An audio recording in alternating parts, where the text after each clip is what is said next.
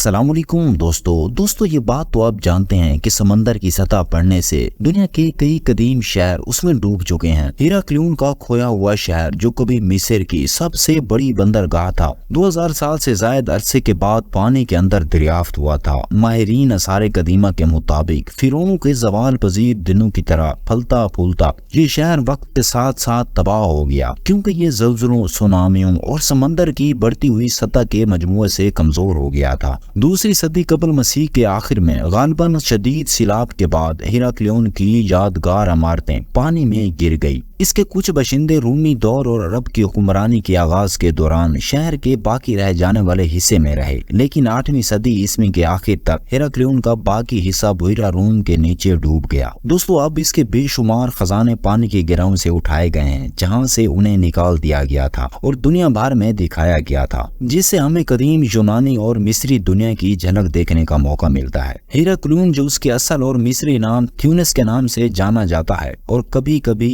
थ्यूनेस Heraklion कहलाता है, और एक कदीम मिस्री बंदरगाही शहर था जो बुइरा रूम पर सिकंदरिया के शुमाल मशरक में 32 किलोमीटर दूर वाक़या था। इसके बाकियात अबू कैर बे में वाक़या है, जो उस वक्त साहिल से 2.5 किलोमीटर दूर थे। साइट पर पाया जाने वाला एक स्टील इस बात की निशानदेही करता है कि ये एक वाहिद शहर था जिसे उसके मिस्री और यूनानी दोनों नामों से जाना जाता है। इससे पहले कि सिकंदर आजम की आंख में सिकंदरिया का एक झलक भी था। हेराक्लियोन ने अपने शानदार दिनों का लुत्फ उठाया, क्योंकि ये यूनानी दुनिया से आने वाले बहुत से जहाजों के लिए मिस्र में दाखिले की मरकजी बंदरगाह के तौर पर काम करता था। असल में नील डेल्टा में कुछ मुनक्का जजायर पर थ्यूनेस तमीर किया गया था। ये नहरों के जरिए मुतअद्दिद लहता बंदरगाहों और लंगर खानों के साथ एक दूसरे से जुड़ा हुआ था। इसके घाट शानदार मंदिर और टावर हाउस, फेरियों और पुलों के जरिए मुंसलिक थे। ये शहर एक इंप्रेशन तिजारती बंदरगाह था और कदीम मिस्र के आखिरी दौर में ये बैनुल-अक़वामी तिजारत और टैक्सों की वसूली के लिए मुल्क की अहम बंदरगाह था। थ्यूनेस के पास अमून के बेटे खंसो का एक बड़ा मंदिर था, जिसे यूनानी हरकुलस या हरकुलस के नाम से जानते थे। बाद में अमून की इबादत ज्यादा नुमायां हो गई। उस वक्त के दौरान जब शहर 6ठी और 4ठी सदी कबल मसीह के दरमियान अपने अरूज पर था, उस वक्त के मिस्र के सबसे बड़े देवता अमून गरीब के लिए वक्फ एक बड़ा मंदिर शहर के वस्त में वाक़या था। फिरौन नेक्टेम्बो अव्वल ने 4ठी सदी कबल मसीह में हेराक्लियोन में ओसिरिस के लिए मुख्तस सेंचुरीज में मंदिर में बहुत इजाफे किए और दूसरे देवता मोइजाना शफात के लिए बहुत मशहूर थे और मिस्र के इर्द गिर्द से आने वाले ज़ायरीन को अपनी तरफ मुतवज्जा करते थे। ये शहर हर साल एक जश्न मनाया करता था। इन शानदार तकरीबात में देवता का एक मुजस्मा शामिल था, जिसे उसकी रस्मी कुश्ती में ले जाया जाता था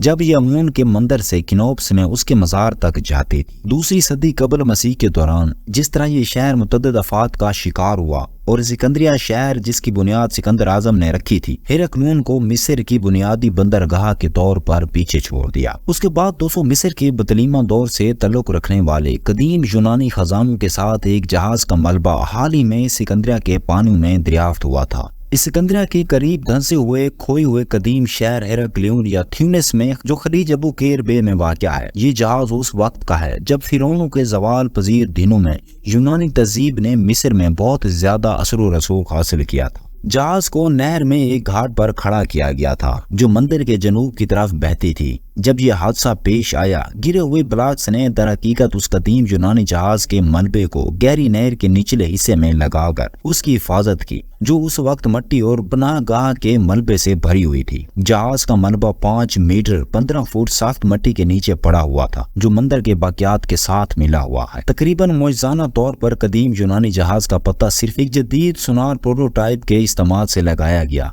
जिसे सब बॉटम प्रोफाइलर कहा जाता है। इस तरह ये शहर और जहाज और सारी चीजें पानी में डूब गई। तो दोस्तों आज की वीडियो इतनी है। अगर वीडियो अच्छी लगे तो लाइक करें। मिलते हैं नेक्स्ट वीडियो के साथ, तब तक के लिए अल्लाह हाफिज।